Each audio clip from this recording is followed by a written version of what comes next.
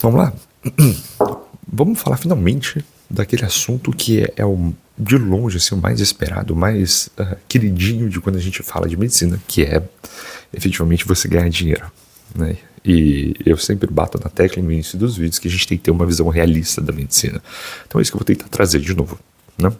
A gente tem que partir do pressuposto que, assim, a definição de você ser rico, ela varia de pessoa para pessoa.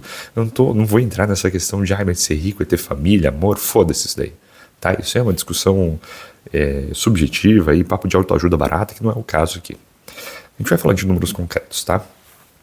Por que eu quero dizer isso? Porque existem variáveis que você tem que considerar quando você quer dizer que você vai ficar rico na medicina. Tá? Para algumas pessoas, dependendo do seu histórico, dependendo da família que você vem, dependendo de onde você mora, você ganhar 10 mil por mês e ser rico. Para outras pessoas, dependendo do seu hábito de consumo, dependendo de onde você vive, o seu custo de vida, 20 mil, 30 mil é rico.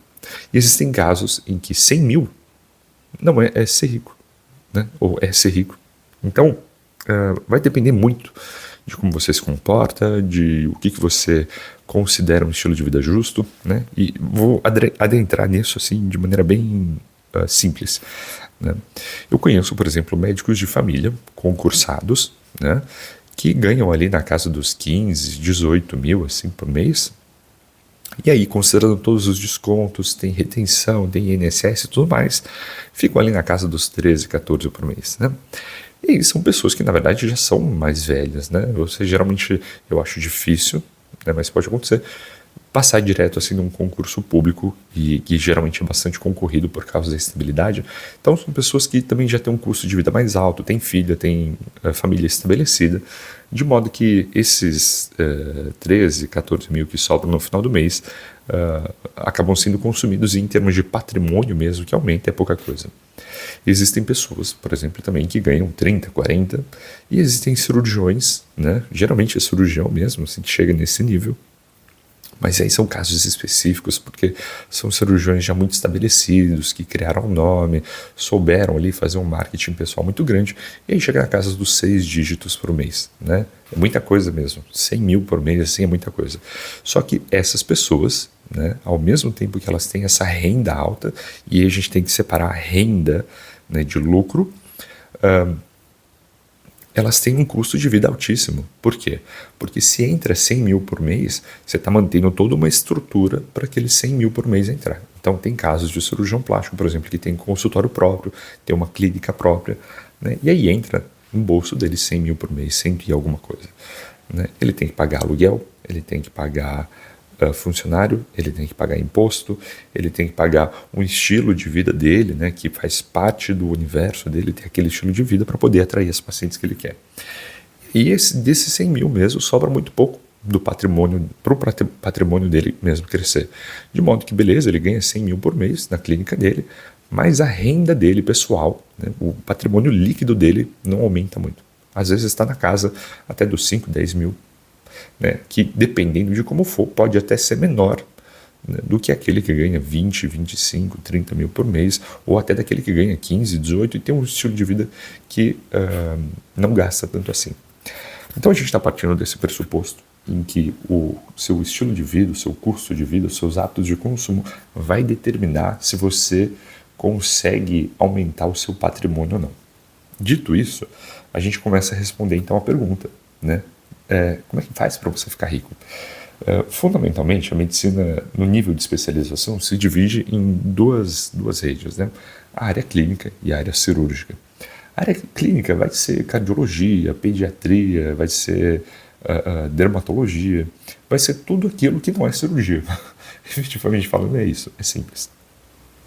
E aí, dá para dizer assim que é um pouco mais difícil de você ganhar dinheiro, efetivamente porque na área clínica o que você vende, de maneira geral, é a sua consulta, né?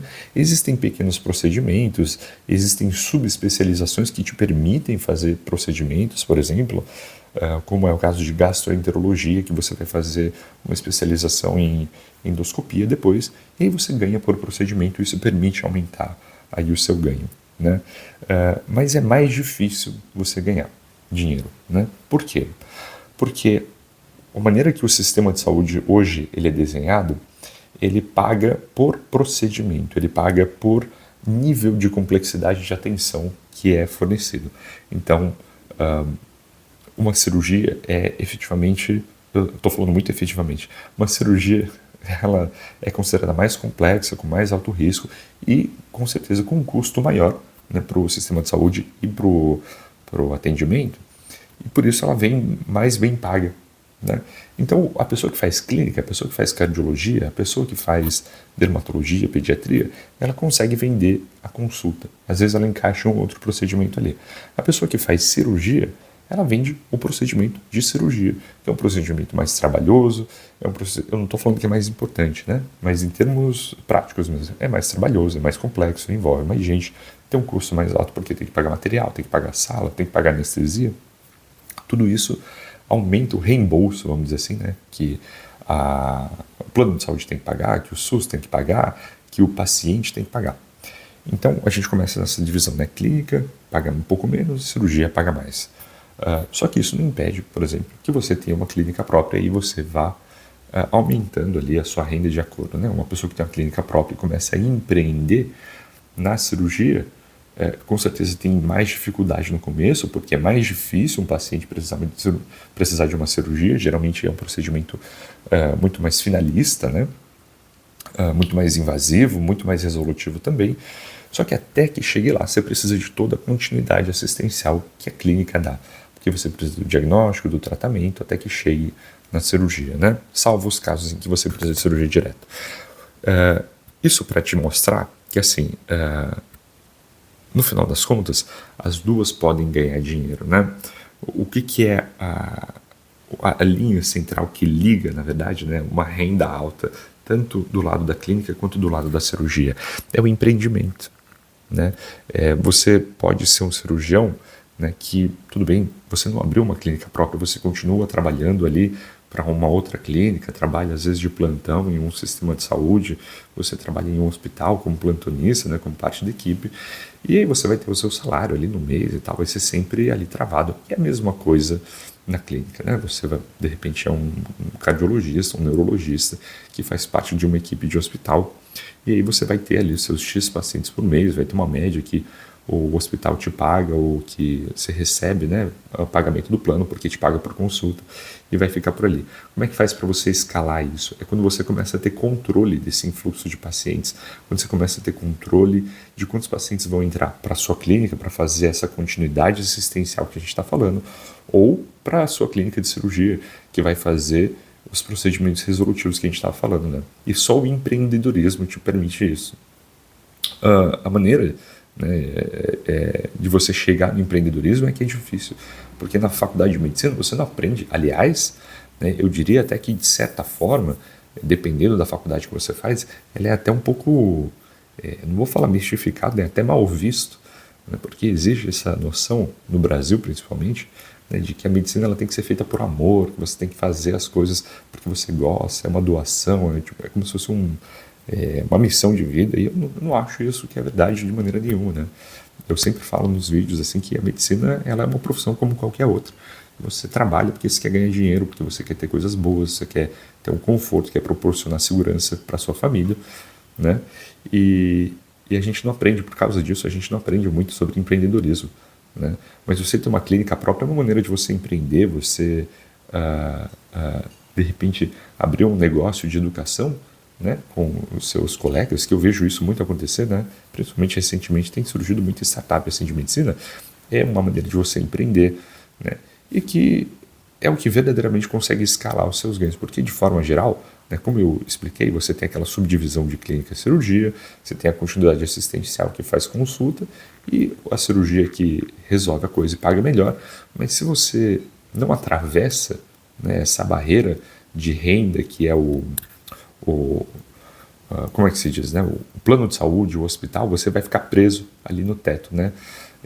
Botando em números, eu diria, assim, tá? Fazendo uma estimativa, que um clínico em nível de especialista, então a gente está falando de 6 anos de medicina, mais 2 anos de clínica médica, 2, 3 anos, depende, né? 2, 3 anos de clínica médica, mais uns 2, 3 anos de especialização, totalizando aí uns 10, 11, 12 anos de formação, você chega aí na casa dos 20, 30 mil por mês, né? obviamente, bruto, né? Por outro lado, quando a gente vai para o lado do especialista em cirurgia, você também chega nisso depois de 3 anos de formação, né, em cirurgia geral, mais 3 anos de especialização. Eu não estou contando aqui casos de especialização aí em oftalmologia ou otorrino, porque eu acho que são realidades diferentes, né? Mas mesma coisa, chega ali na casa dos 20, 30 mil, às vezes um pouco mais, né, dependendo do serviço que você está, do volume que você aguenta aí de trabalho. Né? Só que aí, de novo, a gente está falando do volume bruto e do teto. Né? Do teto. Eu acho muito difícil, muito raro mesmo alguém passar disso. Né? E esses casos a gente já está falando de alguém assim, ó, muito bem estabelecido, que é conhecido, que tem bastante contato. Agora, você quer atravessar isso, você quer atravessar essa barreira, aí é só empreendendo.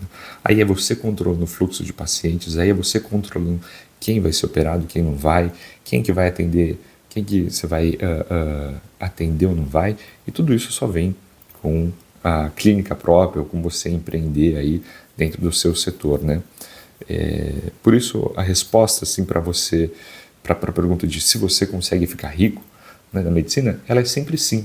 Né? Você também pode ficar rico, na verdade, em qualquer outra profissão. Né? Uma das pessoas que eu conheço assim, que é muito bem sucedida, não fez medicina, né? Empreendeu em outra área, né? E tá aí, tá milionário, né? Criou uma empresa própria, vendeu e está feliz. Né? Agora, de novo, eu sempre bato na questão de ser realista. Né? Quando você vai fazer medicina, se você entra com essa noção de que você vai ficar rico, né? rico assim, eu acho que é um pensamento que vai te levar para o fundo, né?